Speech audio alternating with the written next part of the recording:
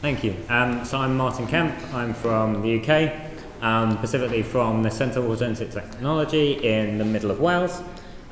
So we created a scenario for what if we actually wanted to take climate change seriously.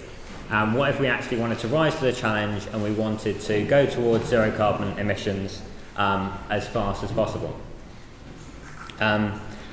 So today I'm just going to do a couple of minutes on why we might want to do that, sort of the challenge, and a bit about the collaboration, and then go into the report.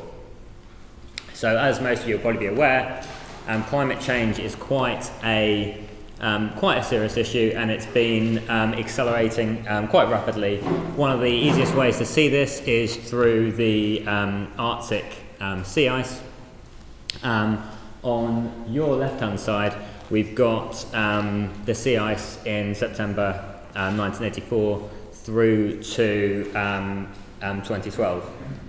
So it's obvious rather than just having small measurable changes, you can now see it on a world map.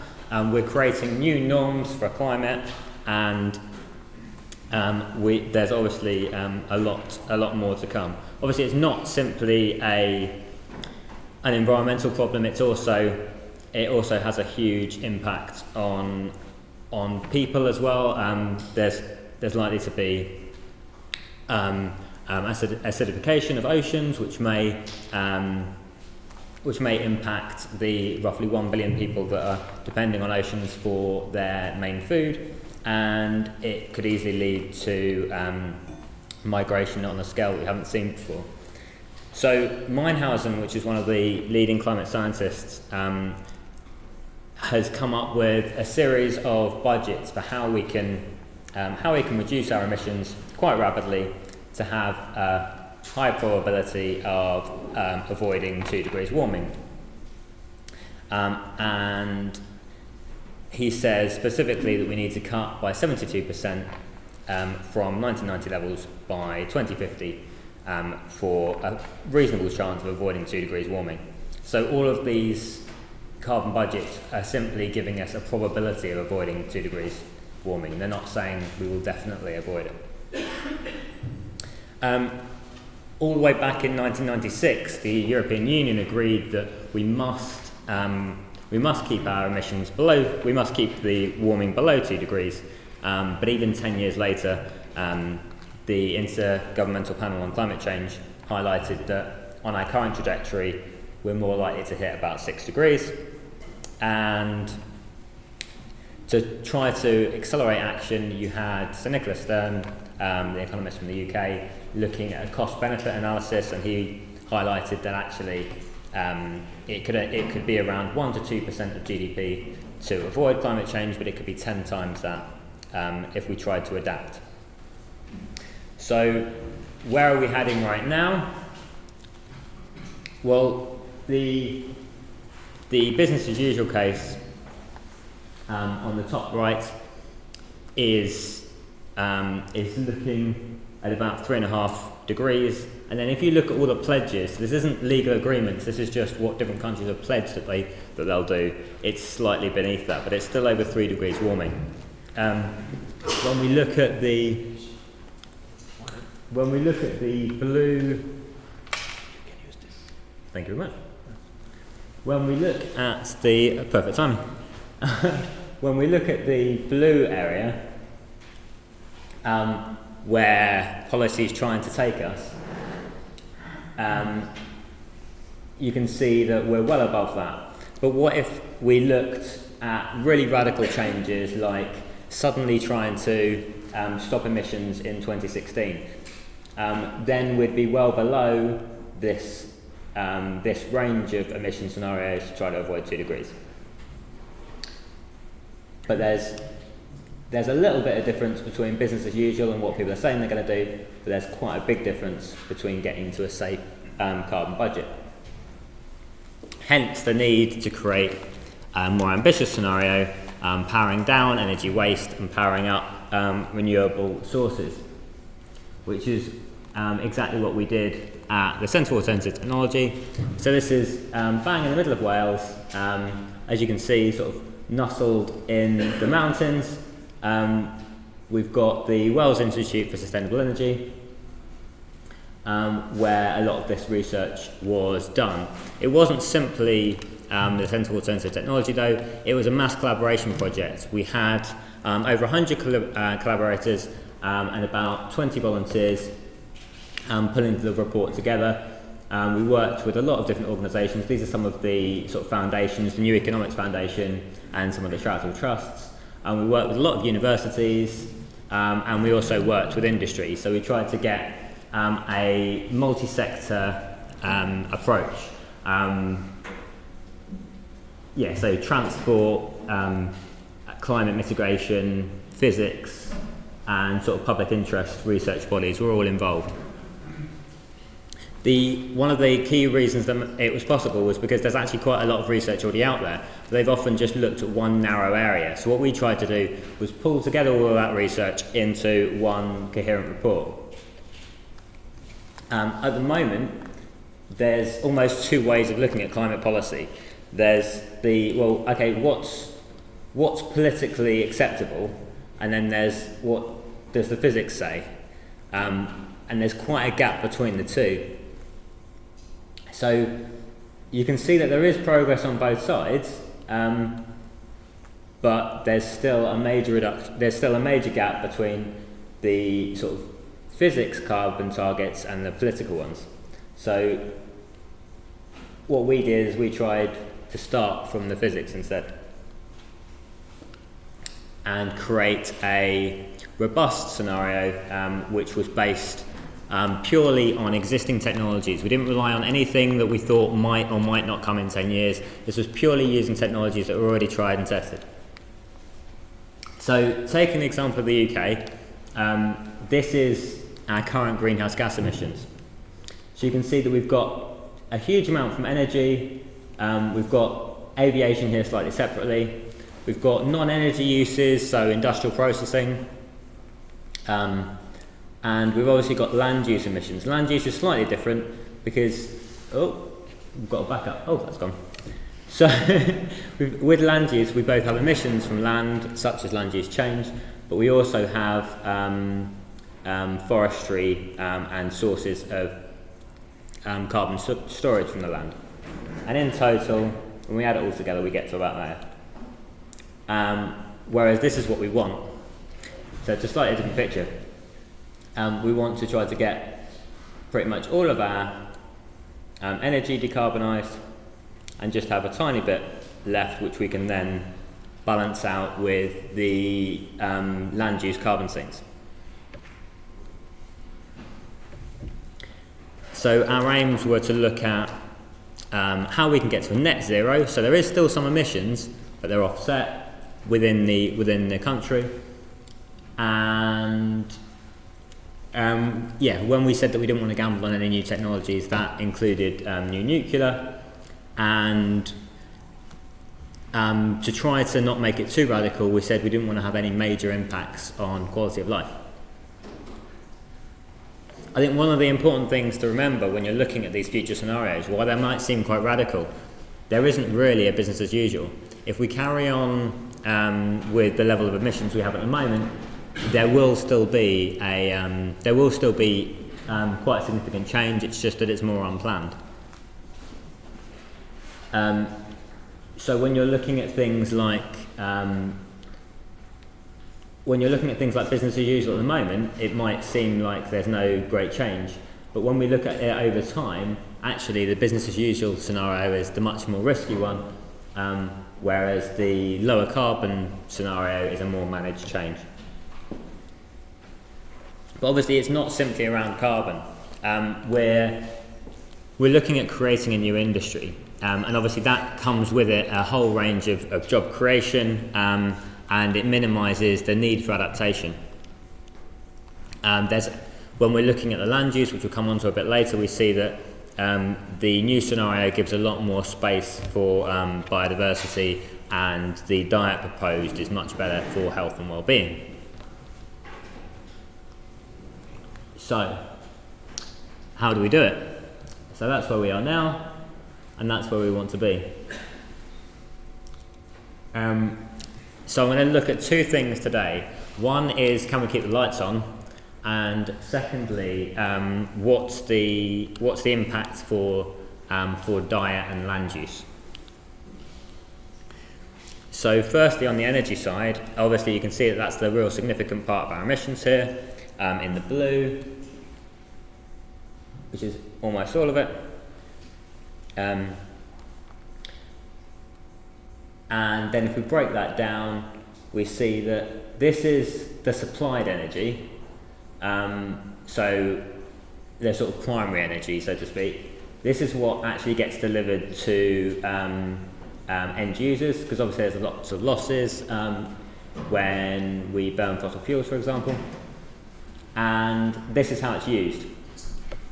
So we've got buildings, we've got appliances, like all these gadgets, industry and transport.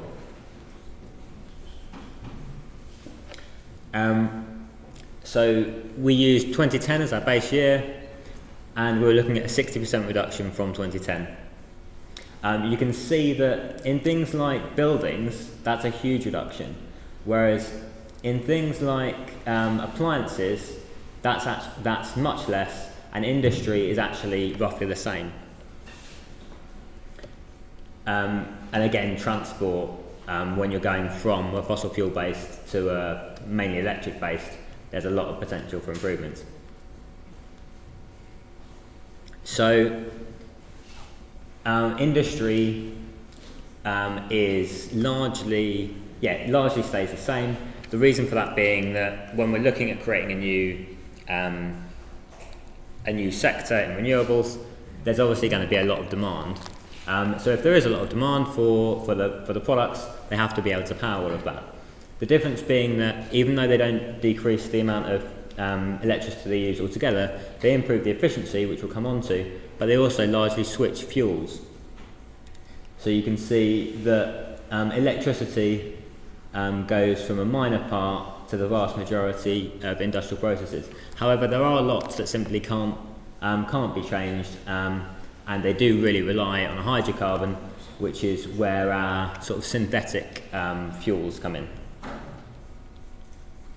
So one of the ways that we're able to do that, to have quite a large output from industry, but keep the energy use managed, is by improving the energy intensity.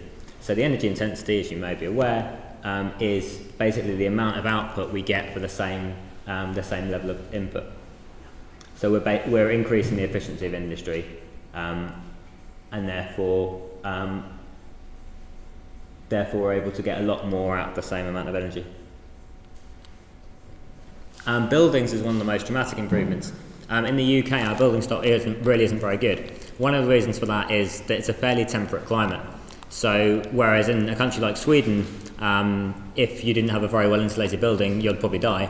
In the UK, if you don't have a very well insulated building, you get cold. So we haven't got very well insulated buildings. But that obviously means that there's a huge potential for refurbishing those, and that's what we've got in the scenario, and we'll go into a bit more detail of that. So we've got losses from fabric, so the external envelope of the building. There's common things that everybody's aware of, such as loft insulation, external wall insulation, so where you basically batten on insulation to the outside of your building. And we were also saying that there's potentially a small behavioural change element to this as well.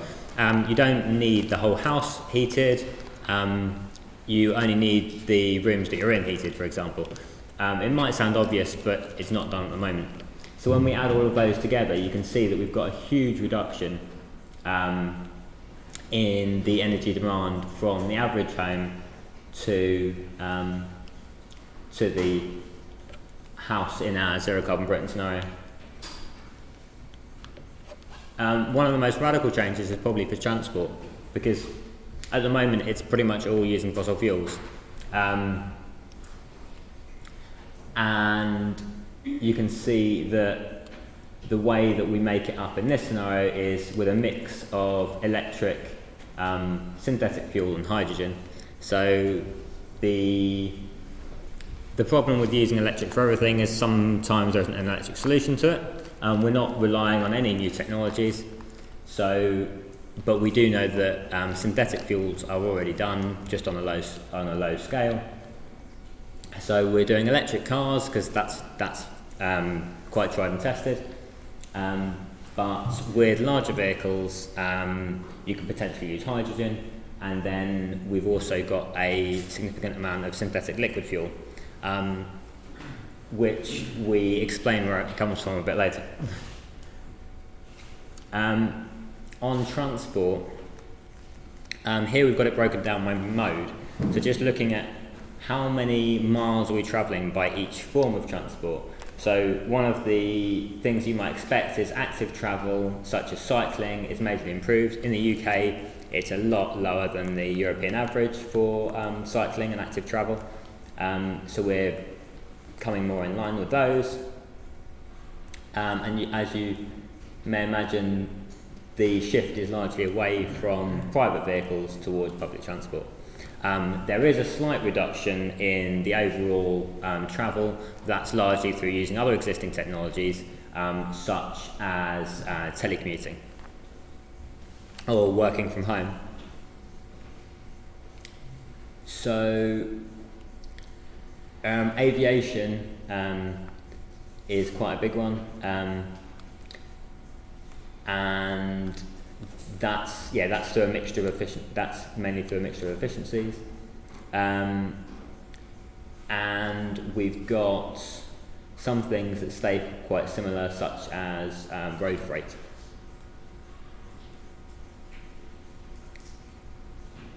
So then, putting that all back together again, so we've looked at each sector in turn, and then when we look at it in combination, you've got a 60% reduction in energy demand.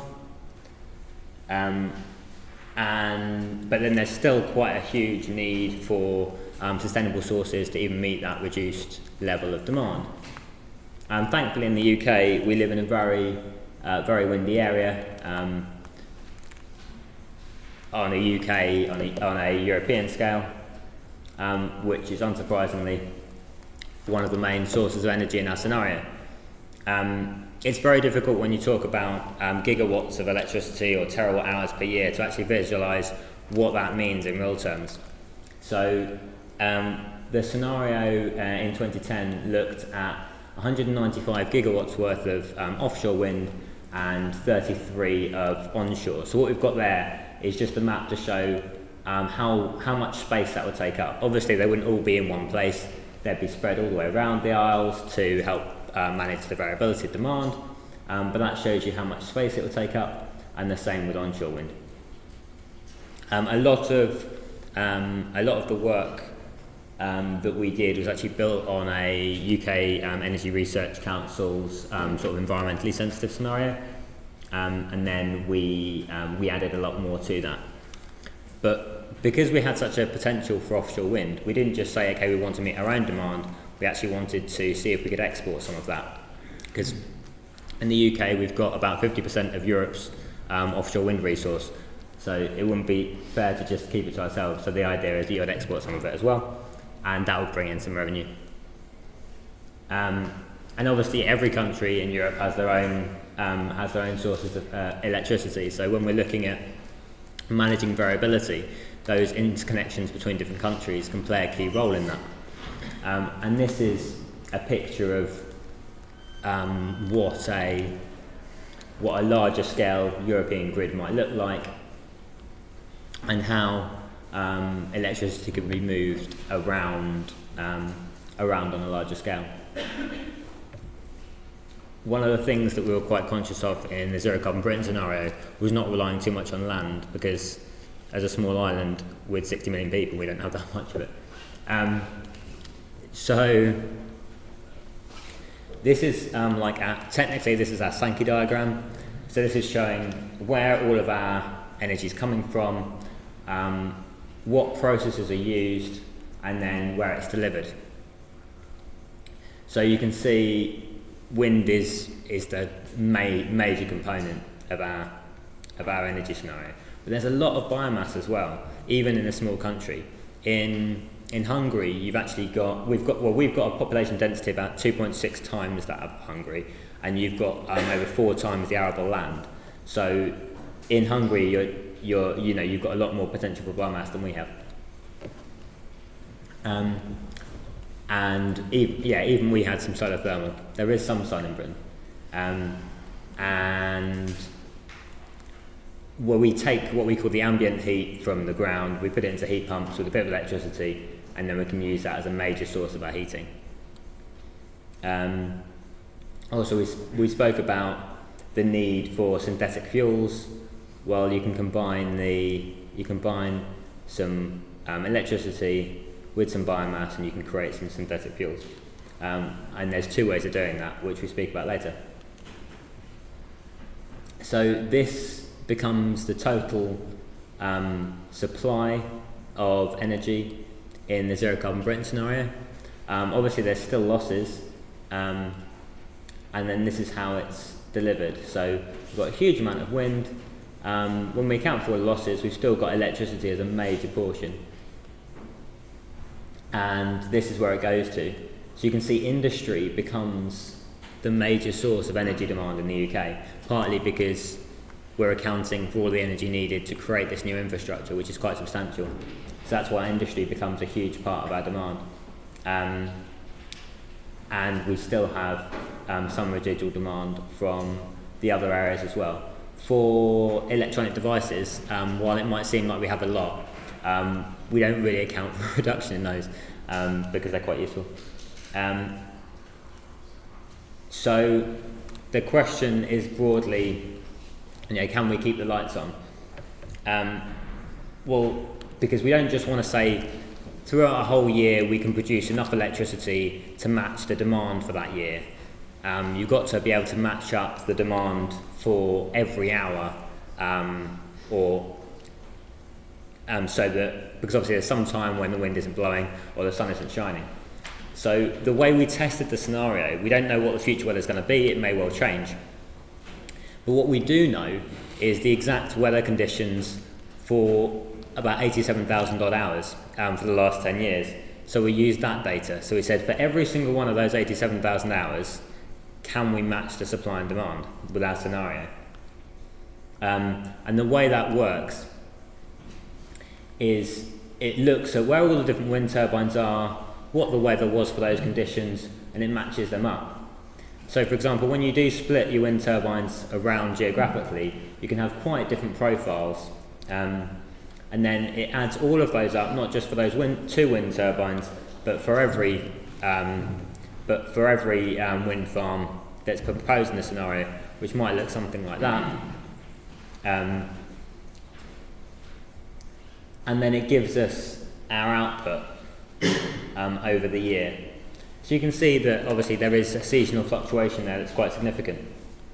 So we need to be able to manage that. If we look at it as a week to make it simpler, we can see that the supply of electricity is by no means even. But nor is the demand. And what we really need to do is match those 2 things up. So when we look at the demand for electricity and the supply of electricity, ideally we'd put the two together and they'd look the same. But you can see that there's quite a gap. Here we've got a huge surplus, and here we've got shortfalls. But while everybody always talks about the need to manage variability and what happens when you have a shortfall, people don't talk so much about what you do when there's a surplus. And you can guess that the two are related. What we can do is when we've got the surplus electricity, because remember we're trying to export as well, so when we've got the surplus of electricity, we can export some of it, but we can also put some of this into electrolysis. A lot of people will say, well actually, if you create hydrogen with electrolysis, so you split the H2O, you get the oxygen out and the hydrogen out, that's a fairly inefficient process. But if you've got a lot of wind turbines where they currently just turn the turbine blades into the wind, getting something out of it is obviously a lot better. So we've then got this hydrogen which we can use productively. We can use it in a couple of different ways. We can use it in the Fischer-Tropsch process, and we can create a liquid fuel, or we can use it in a Sabatier process and get a biogas. And with both of these, the efficiency is still really important, because the efficiency impacts the amount of land that we need, and the level of behavioural change which is required. So you combine the biomass, which has got quite a lot of carbon in it, because it's absorbed the carbon from the oxygen, with the hydrogen, and then you've got a hydrocarbon, which is obviously what we depend on at the moment. So you're basically creating synthetic hydrocarbons. And on the Fischer-Tropsch process, the liquid fuels, we can use some of that for industry, because we mentioned before that not all of the industrial processes can be electrified. So how can we keep all of industry going? Well, you can give them a little bit of biofuels. And transport, especially aviation, obviously there's electric gliders, but we really don't have a solution for electric aviation, which is where that can go. And there's even some direct hydrogen transport, but only a little bit. And then to conclude this, we've got some of this synthetic or biogas going to industry. We've also got some of it going to our backup power stations.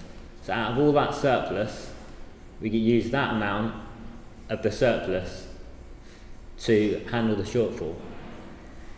So these backup power stations are actually spinning about 15% of the time, because a lot of the time there is just that need for a little bit of extra power, but they only produce a tiny fraction of the electricity over the whole year, but they provide it at such a critical time for it to be very valuable. And also, we already have the power stations to do that largely already exist, because we use them for gas. And then the second thing that I wanted to talk about today was the land use. As I said, it is slightly different to the land use in Hungary because of the population density and the availability of arable land. So we have 260 odd people per square kilometre versus 108, and you've got about 4 times the arable land, and that's in hectares per person. So it was quite a key element for our scenario. So we've already spoken about energy and non-energy uses, but we haven't spoken about land use, which is the key part to get to our total. So when you look at global agricultural greenhouse gas emissions, they're quite different to the UK's. One of the reasons for that is because we've already converted most of our land to that we can, and therefore we don't have so much land conversion here. Whereas when you look globally, you can see that the land conversion emissions, the land use change emissions, are a huge part of agricultural greenhouse gas emissions. You've probably seen in the news about forests being taken up and converted to agricultural land. But even still, we've still got about 57% of our land use emissions are for meat. Obviously, it's not just cows; it's for all. So just looking at it graphically, that's how we use our land at the moment. So the pink is our livestock, land for livestock, and even with all of this land use, over 40% of our food we're importing anyway, and we're going down the biomass route for a lot of our sustainable heating. But 85% of that biomass is imported, so we're just borrowing other people's land basically. So when you combine that current land use with the fact that we're relying so much on imports, it's not particularly sustainable at present. And then how we use that land is obviously not just dependent on the produce that people want to supply, but also on the diet of the UK. So the UK government created this Living Well report, which is basically saying, well, what is the diet in the UK at the moment, and what would be a healthy diet? So on the outside of this circle, you can see the current diet in the UK. So the big thing that stands out is HFSS, so this is like high fat, sugar and salty foods, which in the UK accounts for 43% of our diet, whereas the recommended is about 10%. And you can also see that we've only got about 9% fruit and vegetables, where it should be 33%. And it's not just a theoretical aspect of saying, well, we should be a bit healthier. It's causing the majority of our mortality. So about 70% of deaths are diet related. So in our scenario, rather than trying to produce what's currently there, we thought, well, actually, why don't we produce what matches the health requirements, which we've pretty much done. And the way we do that is partly by switching the sources of nutrition. So, for example,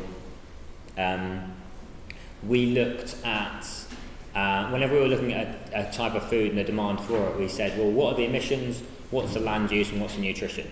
So we're trying to optimise based on those three things. So a lot of so some foods might be high in nutrition, but high in land use, in which case they might not be at the top of the list.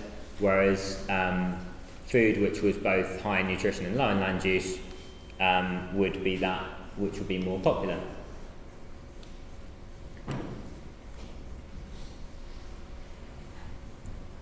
And as well as avoiding imports, we also didn't want to increase any of the land used for food already in the UK. So this is basically our prioritised list, almost like a sort of. Here we've got milk under today's scenario and ZeroCarbonBritain, and then we've got alternatives to milk such as soya. So that's today and ZeroCarbonBritain. So you can see there's a whole range of dietary changes. Vegetables is the biggest one. We don't have many in the UK at the moment, but we would, and it's the same with fruit. So it's these aren't shocking things that people would be surprised at. If you have a healthier diet, it's more fruit and vegetables. So that's what the scenario includes.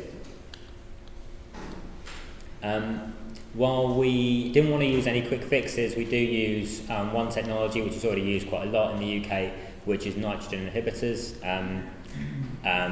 to help manage our greenhouse gas emissions from the land. We also looked quite broadly at behavioural change, and that included our land use. So obviously there we're looking at a decrease in the waste of food as well. And yeah, the product switches that we spoke about. So you're still getting a healthy diet. In fact, you're getting a much healthier diet than you would in the UK at the moment, but you're getting it from a slightly different source.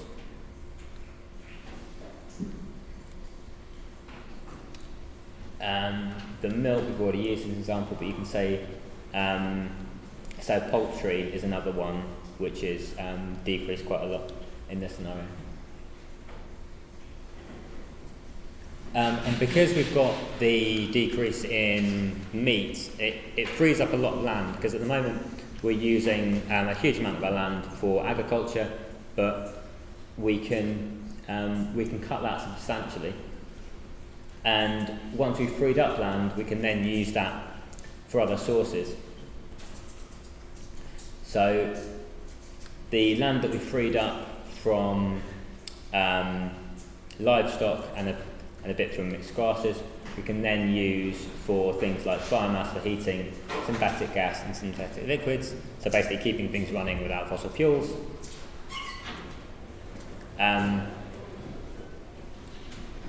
There's also, obviously,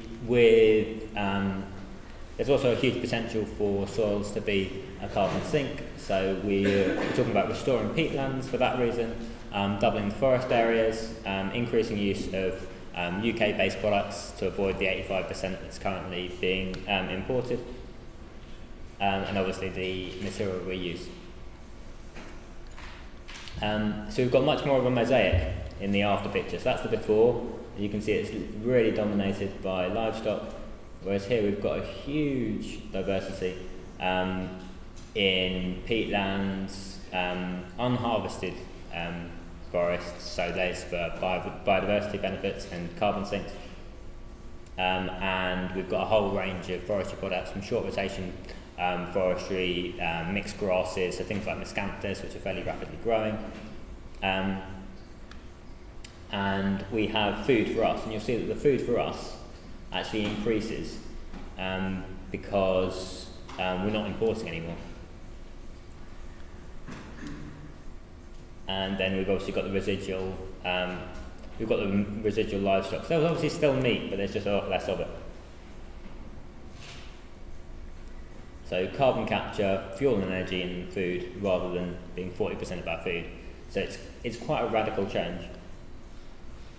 And Laura, who did the land use, has done a follow-up report for ZeroCarbon, from ZeroCarbonBritain, which basically looks at all the different diets and then prioritises them on energy, protein, nutritional quality, emissions and land use, which is quite interesting because you've got, this is basically the results of all the research in one table.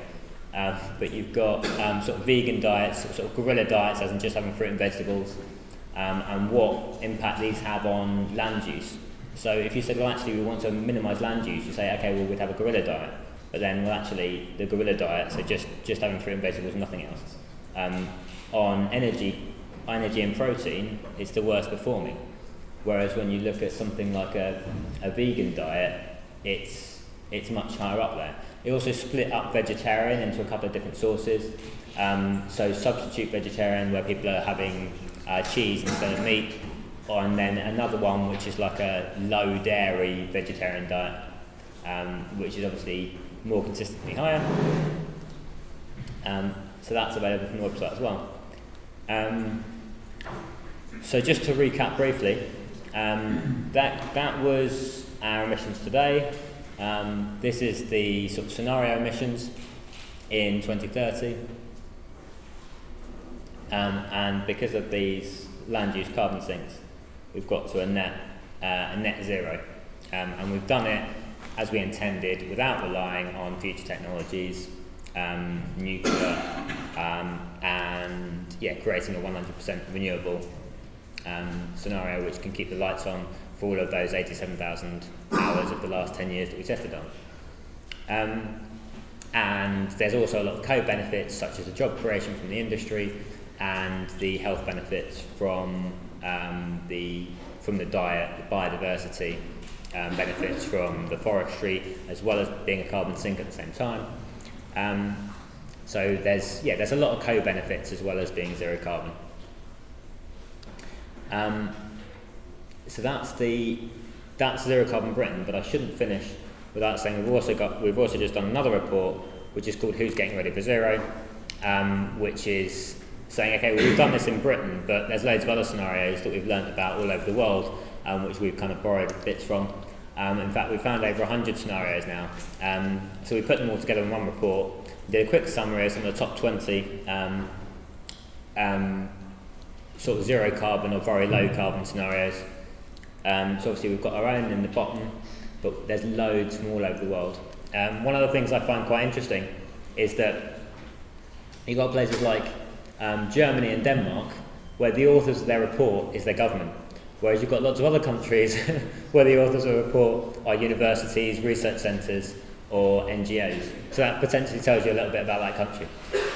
But yes, there's loads of other reports, as well as zero carbon, that all aim to do the similar sorts of things, obviously including ones that are a lot closer to home, that you're creating here for Hungary, which is great.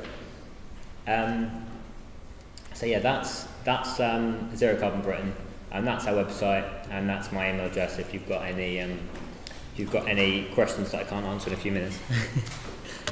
But yeah, thank you.